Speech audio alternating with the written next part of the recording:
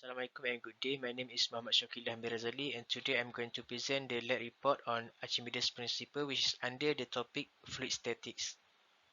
Okay, so for the table of contents of my lab report is first we have introduction, and the second we have objectives and methodology. The third is result and discussion, and then the last one is conclusion. Okay, first and foremost I will present about the introduction of my lab report. So let's see the next slides. So the next slide is about Archimedes principle, buoyant force and weight loss. What is Archimedes principle? Archimedes principle states that when a body is immersed fully or partially in a fluid, it experiences an upward force that is equal to the weight of fluid displaced by it. The upward force is called buoyant force. When a body is immersed in a fluid, the body displaces some fluid, and the volume of displaced fluid is equal to the total volume of the solid body. The body loses some weight when immersed in fluid. This is because due to the buoyant force that lifting the body. To calculate the loss in weight of the body in air, we denote it as W1. Weight of body in liquid is W2, so we calculate it loss in weight equal to W2 minus W1.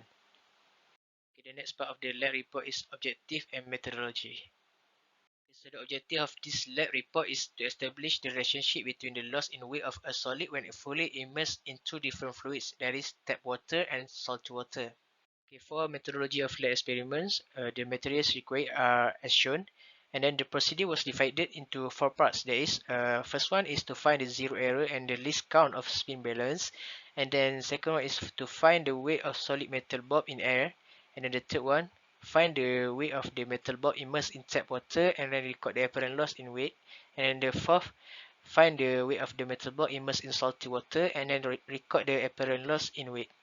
I will explain this procedure details in the next slides.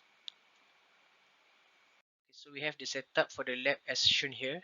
First and foremost, we need to calibrate the spring balance to avoid the zero error, and then we also need to know the least count here. And then later, we calculate this weight of the solid body in the air by using the spring balance, and then we denote it as W1.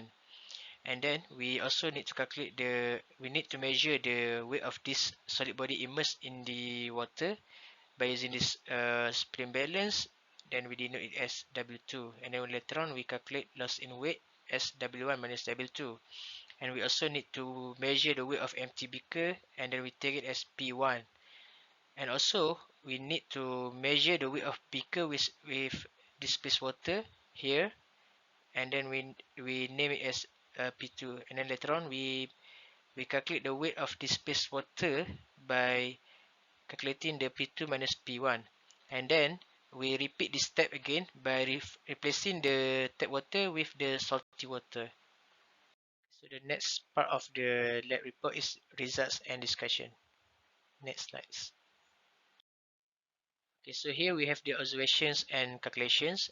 Zero error in springs is 0, least count is 2, density is 1, and then weight of beaker, empty beaker 100. And then here we have table for the tap water.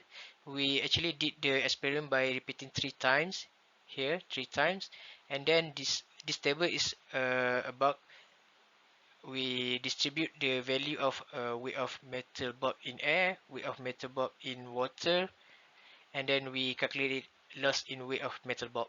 And then we also have weight of beaker for the empty one with water, and then we calculate the weight of displaced water. Okay, so the content of this slide is just the same as the previous, but this time is just for the salty water.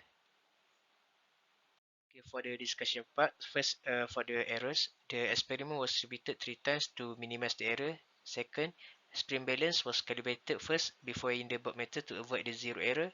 Third, the eyes of the reader must be perpendicular to avoid the parallax error. For the data from both tables, we found that the value of loss in weight of metal bulb approximately equal to weight of displaced fluid, and this weight of displaced fluid is called buoyant force. Those loss in weight of metal bulb immersed in water is due to the lifting force, that is buoyant force. The loss in weight of metal bulb when immersed fully in salty water is higher than the loss in weight of metal bulb when fully immersed in the tap water. This is because the salty water has a higher density than the tap water.